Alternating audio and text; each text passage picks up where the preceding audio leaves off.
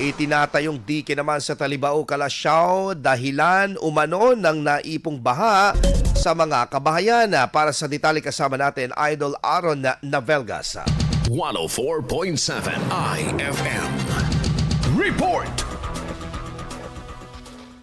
Ilang buwan nang nakalipas mula nang matapos ang pagpapatayo ng dike sa Marusay River sa bahagi ng Purok 1, Barangay Talibao, Calasiao, Pangasinan.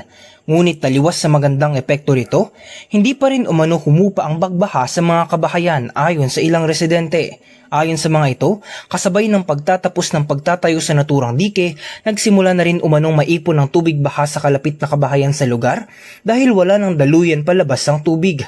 Hindi naman umano gaanong pinoproblema ng mga residente ang baha noong wala pa ang naturang dike, ngunit ngayon ay lumalala pa tuwing may dumaraang bagyo.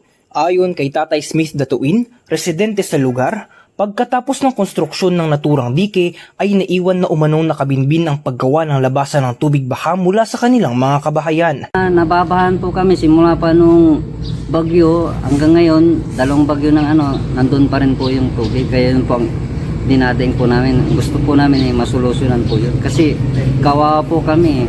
Dagdag hinaing pa nila ang dumaraming mga lamok sa lugar na namumugad umano sa naiipong tubig baha.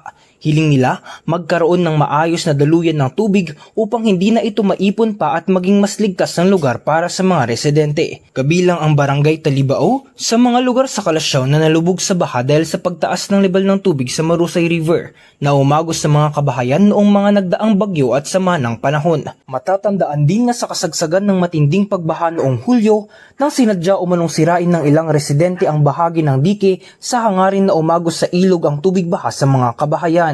Kasama mo sa IFM News Dagupan, Idol Aaron Navelgas, Tatak IFM.